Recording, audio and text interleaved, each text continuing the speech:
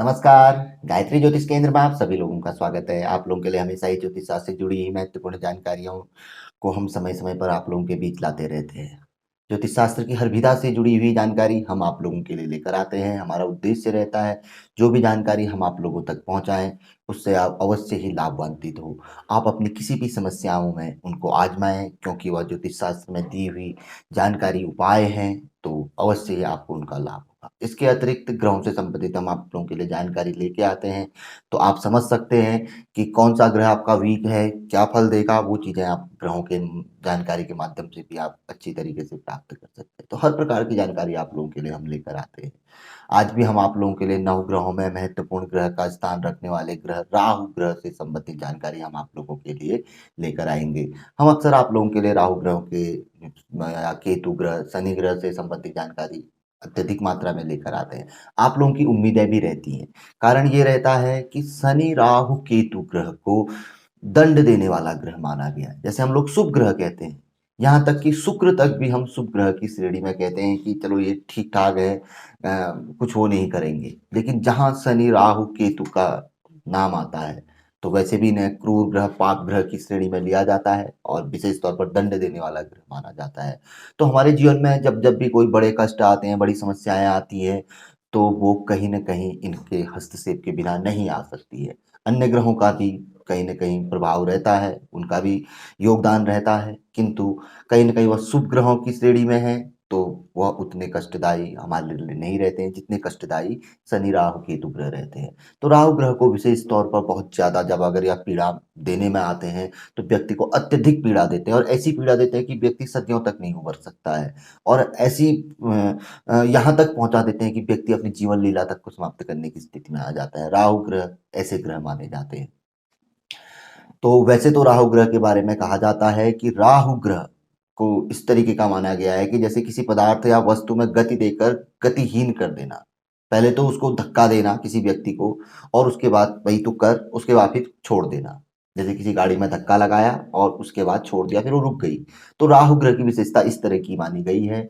और साथ ही साथ राहु ग्रह के बारे में कहा गया कि राहु ग्रह यदि जो प्रभावित व्यक्ति होता है तो समय समय पे कोई कार्य करना बीच में छोड़ देना, कार्य करना छोड़ देना, कार्य करना छोड़ देना। कहीं न कहीं राहु ग्रह का प्रभाव जब दुष्प्रभाव राहु ग्रह का होता है, तो व्यक्ति को जैसे गति व्यक्ति की रुक जाती है, गतिहीन कर देना व्यक्ति को। कोई कार्य कर रहा है, रुक जा रहा है व्यक्ति, फिर थोड़ा धक्का लग रहा है, रुक जा रहा है। तो यह कहीं न कहीं राहु ग्रह का प्रभाव रहता है। तो जीवन में यहीं से कहीं न कहीं व्यक्ति की समस्याएँ भी शुरू होती हैं।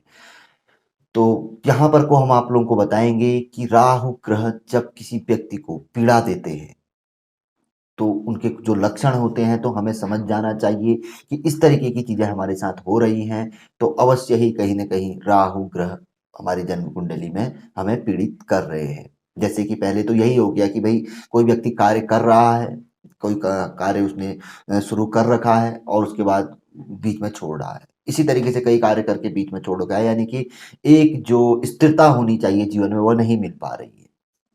तो ये कहीं न कहीं राहु ग्रह प्रभावित व्यक्ति के लक्षण हैं। ये ऐसे लक्षण यदि हो रहे हैं अपने अगल-बगल, पहले कहीं स्थिरता थी, फिर अस्थिरता आ गई है और फिर स्थिरता नहीं बन पा रही है, तो ये राहु ग्रह का प्रभाव होता है। और यदि हमें नज़दीक में लग रहा है कि इस तरीके की कोई अस्थिरता जीवन में बनने वाली है, तो ये कहीं न कहीं राहु ग्रह की देन होती है। तो एक ऐसा लक्षण है कि हमें पूर्व में ही सचेत हो जाना चाहिए, या हमारे साथ हो रहा है, तो हमें सचेत हो जाना चाहिए, कहीं न कहीं राहु ग्रह हमें पीड़ित कर रहे हैं, तो इनसे संबंधित उपाय हमें आज ही कर लेना चाहिए। दूसरा माना गया है कि नज़दीक में किसी भीषण बीमारी का व्यक्ति के रहना, भले वो किसी भी प्रकार की हो। घर में कोई बुजुर्ग या जिसके साथ हमारा लगाव हो, जिसकी बीमारी से हम स्वयं अपने आप को ही कष्ट युक्त महसूस कर रहे हों, दुखी हों, तो ऐसे व्यक्ति का जीव कोई बीमारी या बीमारी समान किसी कष्ट में फँस जाना। यानी कि किसी को कोई भयंकर कष्ट आ गया हो किसी अपने नज़दीक के व्यक्ति के, जिससे कि हम भी उससे मतलब प्रभावित हो रहे हों, या कोई कोर्ट कचहरी मुकदमा कोई ऐसी चीज़ हो गई हो जो बीमारी के समान कष्ट दे रही हो। तो दूसरे ऐसे लक्षण बताए गए हैं कि नज़दीक में यदि कोई ऐसा लक्षण अपने अगल-बगल हो रहा है, स्टार्टिंग है, तो समझ लीजिए कहीं न कहीं राहु ग्रह का वो है, या सचेत हमें लग रहा है कि ऐसा होने वाला है, तो ये राहु ग्रह की एक निशानी होती है कि राहु ग्रह कहीं न कहीं हमें प्रभावित कर रहे हैं, या हम इन चीज़ों से युक्त हैं, तो कहीं न कहीं राहु ग्रह का ही यह प्रभाव हो सकता है। अपनी जन्म पत्रिका आदि हमें किसी अच्छे ज्योतिषी को दिखा लेनी चाहिए और कहीं न कहीं अच्छे उपाय आदि हमें करने चाहिए, जिससे कि हम यहाँ पर को कहीं न कहीं लाभ प्रदान प्राप्त मतलब कर सकें। दूसरा तो यही माना गया है और तीसरा और अत्यंत महत्वपूर्ण है, राहु ग्रह प्रभावित व्यक्ति हमेशा कहीं न कहीं कर्ज युक्त रहता है। यदि हमारे ऊपर कर्ज बनना शुरू हो गया है, एक प्रकार का बोझ हमारे ऊपर पे लगना शुरू हो गया है, हमारे ऊपर पे एक दबाव बनना शुरू हो गया है, तो समझ लीजिए कि कहीं न कहीं यह दबाव राहु ग्रह का है और हम दबे हुए हैं, कर्ज के तले दबे हुए हैं। तो यहाँ पर को भी ऐसा माना जाता है या किसी चीज़ के तले दबे हुए हैं, कोई हमें ब्लैकमेल आदि भी कर रहा है या कोई हमारा एक नाजायज़ फ़ायदा आदि उठा रहा है। तो ये भी बताया गया है कि ऐसे लक्षण यदि हमें स्टार्टिंग में देखने में आ रहे हैं, तो राहु ग्रह को, क्योंकि छल रूपी ग्रह कहा गया है, तो ये राहु ग्रह के कारण हमारा ये देखने में आता है कि ऐसा राहु ग्रह के कारण होता है। तो ऐसे लक्षण हो रहे हैं, स्टार्टिंग हमें लग रही है, महसूस हो रहे हैं या चल रहा है हमारे साथ ये चीज़, तो हमें अवश्य ही ये मान लेना चाहिए कि यह राहु ग्रह से संबंधित हमारी ये परेशानी है और कहीं न कहीं इसका उपाय आदि हमें कर लेना चाहिए, जिससे कि हम राहत प्राप्त कर सकते हैं। इसी तरीके से बताया गया है कि अकस्मात शत्रु बाधा,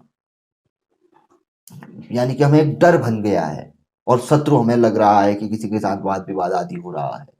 शत्रु बाधा या स्वयं में भी मतलब एक अकारण भय बन गया है, तो ये भी राहु ग्रह की एक निशानी। अनिद्रा, निद्रा में खराब प्रकार के स्वप्नों का आना, इस तरीके के डरावने स्वप्न, खराब प्रकार के स्वप्न यदि आ रहे हैं, अनिद्रा हो रही है, एकदम से नींद खुल जा रही है और भय महसूस हो रहा है दिन रात्रि, तो समझ लीजिए कि ये लक्षण भी कहीं न कहीं राहु ग्रह से संबंधित है।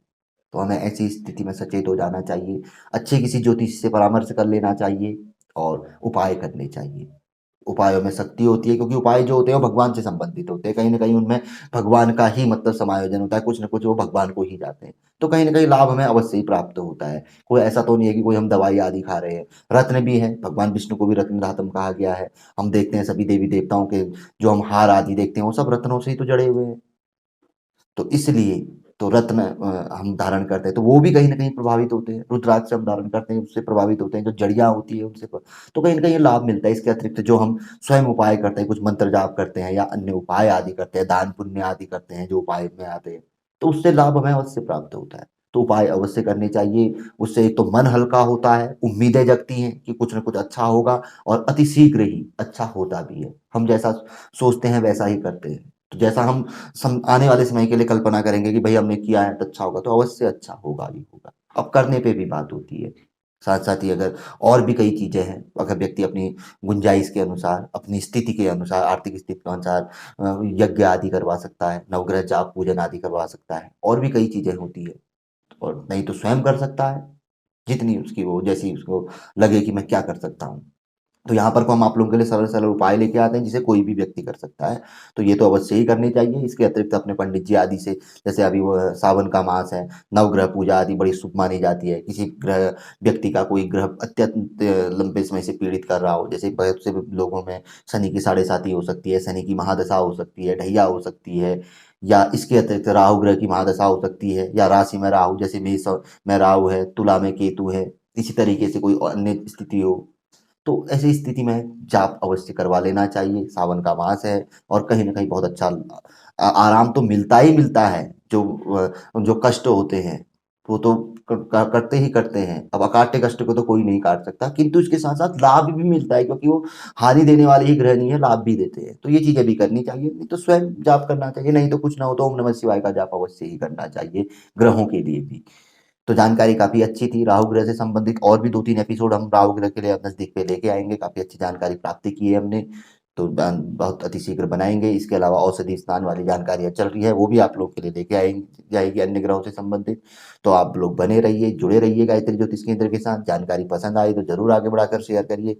नए लोगों से आग्रह रहता है कि गायत्री ज्योतिष केंद्र के साथ जुड़िए, बहुत अच्छी जानकारी है। चैनल को सब्सक्राइब करें, बेल आइकन दबाएँ। नियमित तौर पर आने वाले समय में आप लोगों को लगभग जानकारी आपको मिलती रहेगी और कहीं न कहीं लाभ भी आप प्राप्त करते रहेंगे किसी न किसी प्रकार से। तो मिलेंगे ऐसी किसी बहुत अच्छी जानकारी के एपिसोड के साथ अगले वीडियो में। तब तक के लिए नमस्कार। जय श्री राम, जय श्री कृष्णा, ओम नमः शिवाय।